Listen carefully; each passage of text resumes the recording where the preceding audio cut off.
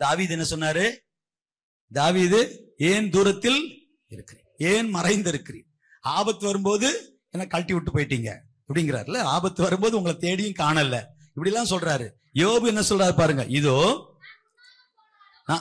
நான் முன்னால போனாலும் அவர் இல்ல, பின்னாக போனாலும் அவரை காணேன். அவர் லெப்ட்ல இருக்கிறேங்கிறாரு, ஆனா நான் அவரை பார்க்க முடியல. இதெல்லாம் இவங்க அனுபவங்கள். என் மீட்பர் உயிரோட இருக்கிறாருன்னு சொன்ன யோபு, எனக்கு குறித்திருக்கிறதை அவர் நிறைவேற்றுவார்னு சொன்ன யோபு. He says, I couldn't find him. Even if I go left or right, I couldn't see him. He's hiding somewhere. எங்கேயோ ஒளிஞ்சிட்டு இருக்காருப்பா. யோபுக்கு இருந்த ஒரே ஆறுதல் யாருதான்? யோபுக்கு இருந்த ஒரே ஆறுதல் சொல்றாரு, ஒளிஞ்சிட்டு இருக்காரு. கிழக்க போய் பாக்குறேன், இருக்கிற மாதிரி தெரிஞ்சு காணும். மேற்க பாய்க்கிறேன், அங்கேயும் இல்ல. நான் முன்னால போனா காணும், பின்னால போனா காணும். ஏதோ ஒளிஞ்சிட்டு இருக்காரு. ஒளிஞ்சு விளையாடுற மாதிரி அவர் என்ன விட்டுட்டு தவிக்க விட்டுட்டு இங்கே ஒளிஞ்சு. இதெல்லாம் நம்ம வாழ்க்கையில் இருக்கிற அனுபவங்கள். யாரோ ஒரு வாழ்க்கையில் இல்ல. இன்னும் படிங்க அந்த வசனத்தை. மறைத்து கொண்டார் தெற்கே. இது அழகா இங்க அருமையா டிரான்ஸ்லேஷன். நான் கிழக்கே போகிறேன், அவர் அங்கேயும் இல்லை, வடக்கேயும் இல்லை, ஏனெனில் அவர் தம்மை மறைத்து கொண்டார். தெற்கே திரும்புகிறேன், அங்கேயும் அவரை காணவில்லை, ஆனால் நான் எங்கே இருக்கிறேன் என்பதை அவர் அறிவார். அதான் வசனம். என்ன போட்டிருக்குங்க? ஆனாலும் நான் போகும் வழியை அவர் எங்க இருக்காருன்னு எனக்கு தெரியல. கிழக்குல தெரியல, மேற்குல தெரியல, முன்னால தெரியல, பின்னால தெரியல, ஆனா நான் எங்க இருக்கிறேன்னு அவருக்கு தெரியும். கையை தட்டி ஒரு அலையில சொல்லுங்க. எவ்வளவு அற்புதமான சத்தியம். நல்ல கை தட்டலாமா? ஹல்லேலூயா. ஏங்க, நான் அவரை கண்டுபிடிக்க முடியல, என்னால உணர முடியல, ஆனா எனக்கு ஒண்ணு தெரியுது, நான் இருக்கும் இடத்தை அவர் அறிந்திருக்கிறார், நான் போகும் பாதை அவர் அறிந்திருக்கிறார். இந்த சத்தியம், இதுதான் உண்மை. இது உணர்ச்சி இல்ல. உணர்ச்சி ஒண்ணுமே இல்ல. feel, I couldn't feel, I feel him everywhere. ஒரு பாட்டு இருக்குல்ல, God's not dead, he is alive. God's not dead, he is alive. God's not dead. ஆண்டவர் சாகல, உயிரோடு இருக்கிறார். I feel him all over me. ஃபுல்லா உணர்கிறேன். I feel him on the right. பாட்டு நல்ல பாட்டு தான், உண்மைதான். நான் வலது பக்கம் உணர்கிறேன், லெப்ட்ல உணர்கிறேன், ரைட்ல கேட்க சூப்பரா இருக்கு. ஆனா வசனம் சொல்லுது, நான் முன்னால போனாலும் அவர் இல்ல, பின்னால போனாலும் இல்ல, லெப்ட்லயும் இல்ல, ரைட்லயும் இல்ல, ஒளிஞ்சிட்டு இருக்காரு.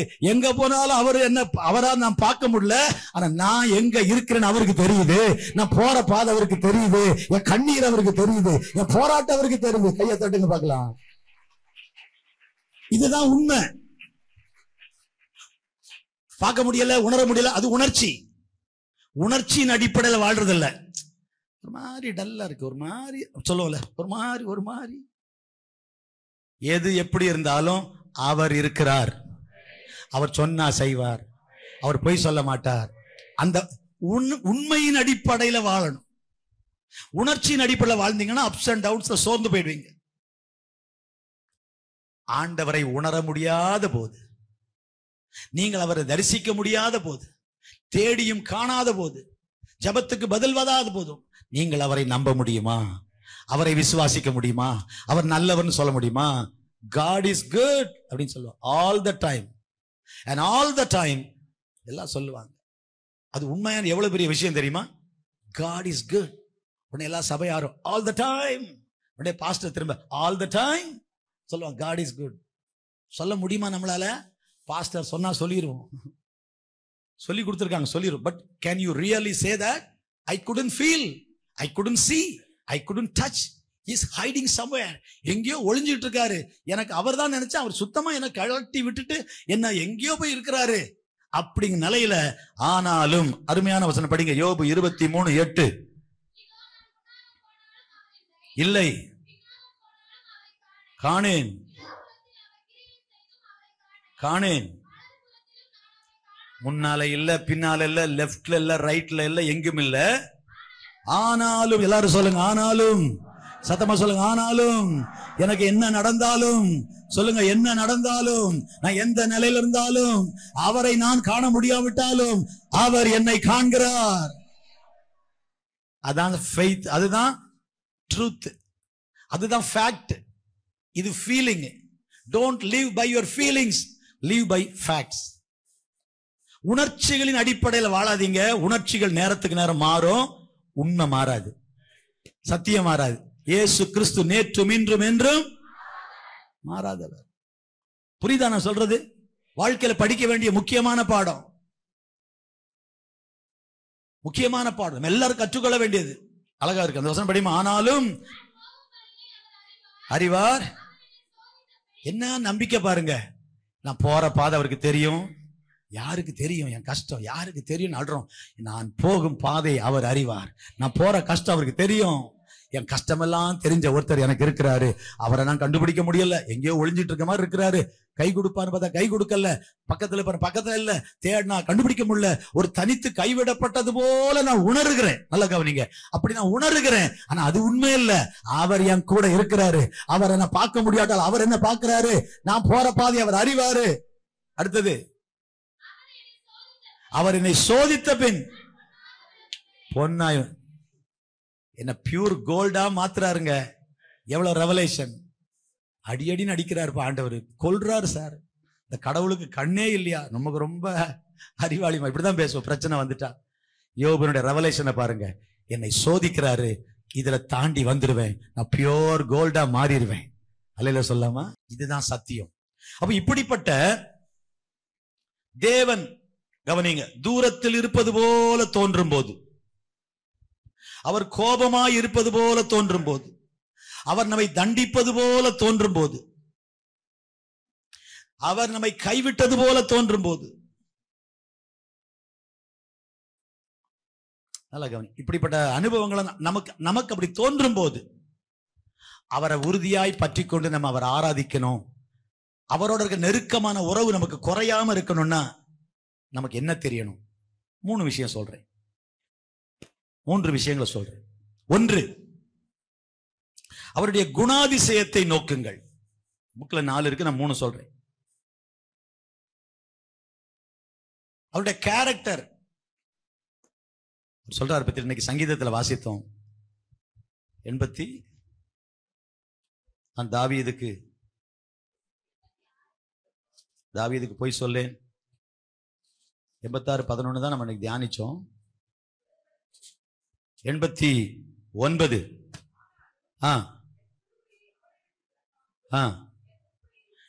34 என் உடன்படிக்கையை மீறாமலும் என் உதடுகள் விளம்பினதை நான் ஒரு தடவை சொன்னதுதான். கை தட்டுங்க பார்க்கலாம். அதுதான் அவருடைய குணம். சார் நேற்று அப்படி சொன்னீங்களே. ஆமா சொன்னதான். இப்ப அதுக்கு என்ன? இது யாரு?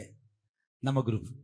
சொன்னதான் சார், ஏதோ ஒரு இதில் சொல்லிட்டேன், அதுக்காக ஆண்டவர் அப்படி இல்லை. நான் சொன்னா உடன்படிக்கையின் தேவன் உண்மையில் பிசகாதவர்.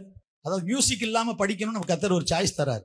இந்த புக்கை படிச்சீங்கன்னா நேற்றுள்ள சப்ஜெக்ட்ல ஒரு பாஸ்டர் எப்படி கற்றுக் கொடுத்தார். கொஞ்ச நாள் மியூசிக்கை கட் பண்ணிட்டாராம். ஏன்னா மியூசிக் தான் வொர்ஷிப்னு ஆட்களுக்கு.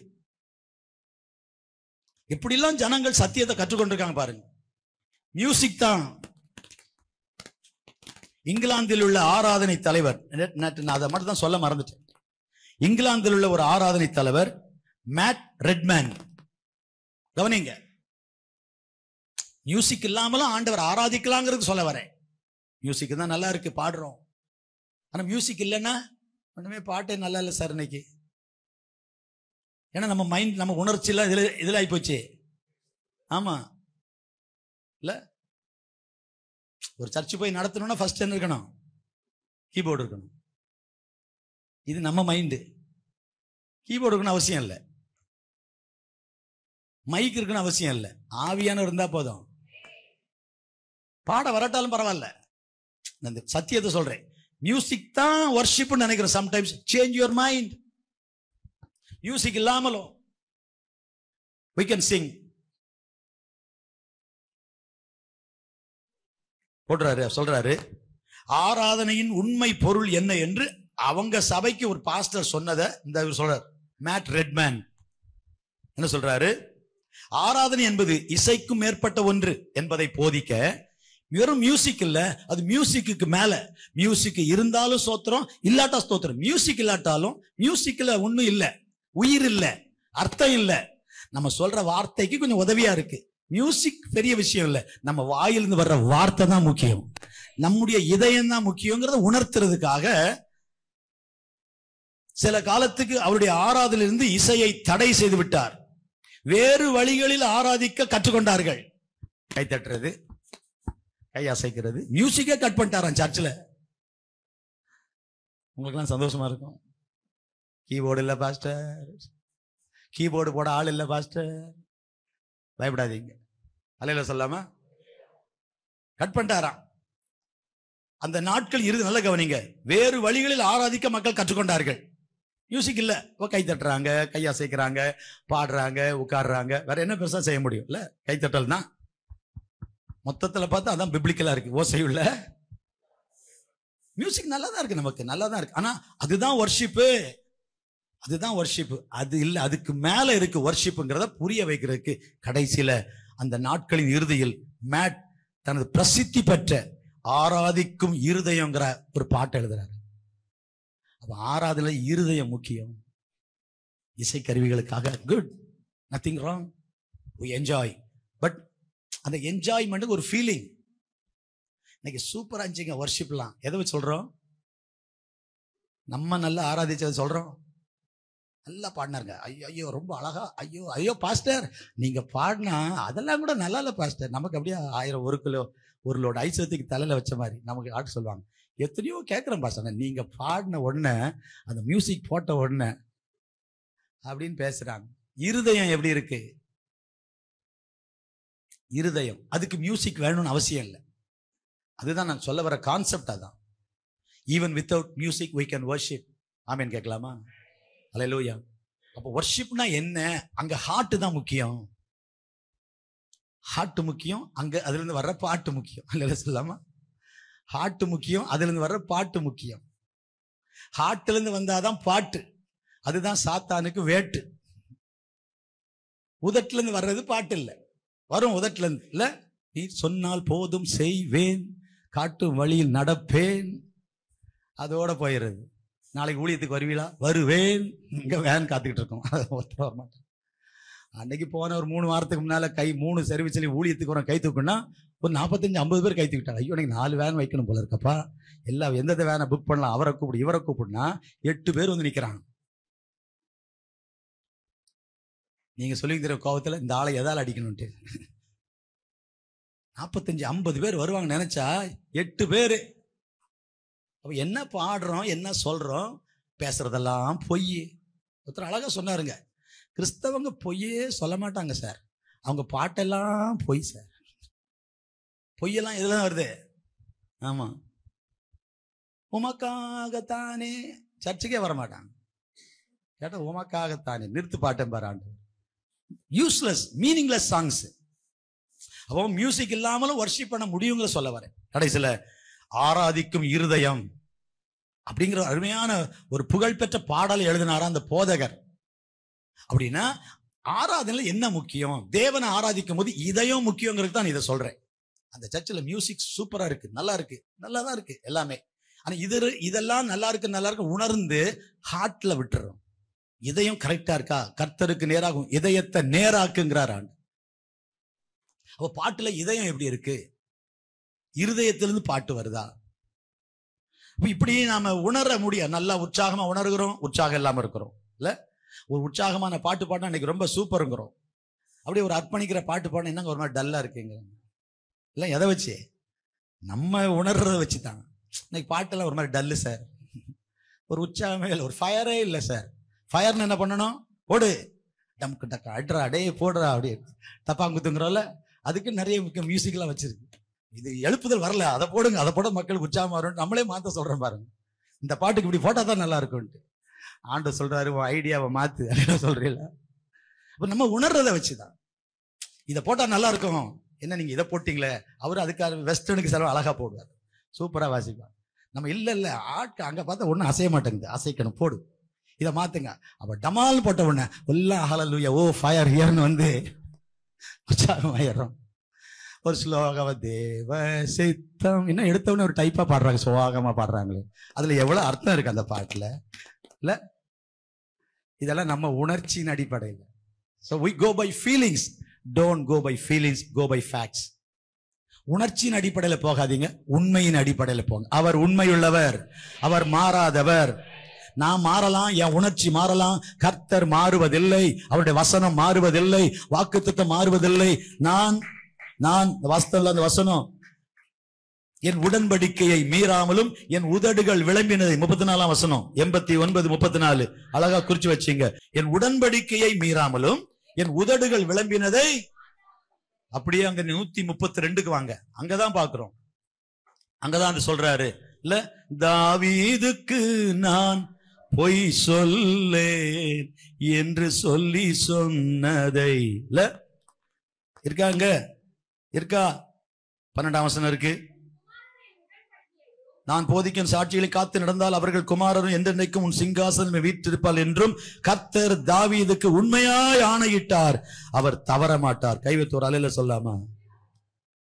எவ்வளவு சொல்றாரு பாருங்க. அப்ப அவர் அவருடைய குணாதிசயத்தை நினைச்சு ஆராதிக்கும். நான் உணர முடியல, நான் பார்க்க முடியல, எனக்கு அவர் ஹெல்ப் பண்ணல, தேடுனா காண முடியல, கைவிட்டுட்டாரோன்னு நான் நினைக்கிறேன், மறைஞ்சுக்கிட்டு இருக்கிற மாதிரி எனக்கு தெரியுது, இதெல்லாம் நான் உணர்றேன், மறைஞ்சுக்கிட்டு இருக்கிற மாதிரி தெரியுது, என்ன ஜெபம் பண்ணாலும் பதில் வரல, அப்படிலாம் நான் நினைக்கும் போதும் அது என்ன சோர்வடைய படக்கூடாது. இதெல்லாம் நினைச்சு நான் ஒரு மாதிரி டிப்ரெஸ்ட் ஆகி, டிப்ரெஷன் சொல்றாங்கல்ல, ஒரு மாதிரி டிப்ரெஷன் ஆகி என்னடா வாழ்க்கை, எதுக்கடா வாழணும் அப்படின்னு ஆகாம, என் கர்த்தர் உண்மையுள்ளவர், என் ஆண்டவர் மாறாதவர், நான் உணர முடியாட்டால் அவர் அங்கதான் இருக்கிறாரு. அல்லேலூயா சொல்லாமா? அப்ப நான் வசனத்தின்படி போகணும்.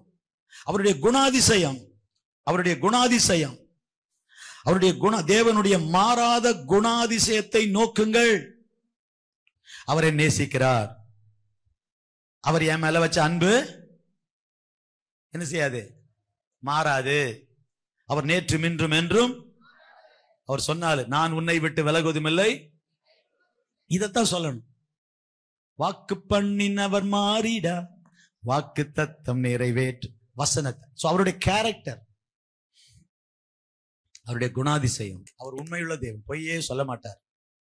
உன்னை சொல்லிட்டு உன்னை செய்யற ஆள் இல்ல, என் வாயில் நான் சொன்னதை மாற்ற மாட்டேன். இதுதான் நமக்கு தைரியத்தை தரும்.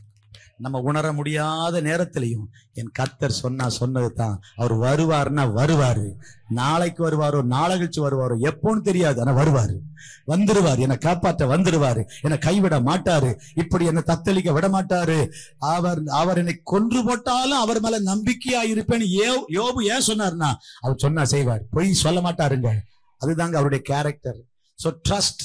அவருடைய குணத்தை நீங்க நம்புனீங்கன்னா, அவர் குணத்தின விசுவாசிச்சு அவருடைய குணத்தை பாருங்க, அவருடைய குணத்தை கண்ணோக்குங்கள், அவருடைய சுவாபங்களை கண்ணோக்குங்கள், நீங்க துதிப்பீங்க. அதுதான் யோபு செய்தார். உன்னோட வசனம் படிங்க பார்க்கலாம். ஒண்ணுமே லெப்ட்ல இல்ல, ரைட்ல இல்ல, ஃப்ரண்ட்ல இல்ல, பேக்ல இல்ல, உணர முடியல, ஒளிஞ்சுக்கிட்டு இருக்காங்க போதும் என்ன சொல்றாருன்னா, அவர் எனக்கு கைவிட மாட்டாரு. என்னால உணர முடியல, ஆனா அவர் சொன்னவர் தான். நீங்க இதை நம்புனீங்கன்னா, இந்த சத்தியத்தை நம்புனீங்கன்னா, கர்த்தரை நம்புனீங்கன்னா, எந்த உணர்ச்சிகளும் உங்களுக்கு கீழே தள்ளாது, நீங்க ஜெயிச்சிடலாம். சோ உணர்ச்சியின் அடிப்படையில வாழாம உண்மையின் அடிப்படையில நம்ம வாழும்போது நாம அவரை விட்டு விலகவே மாட்டோம். ஆமீன் கேட்கலாமா?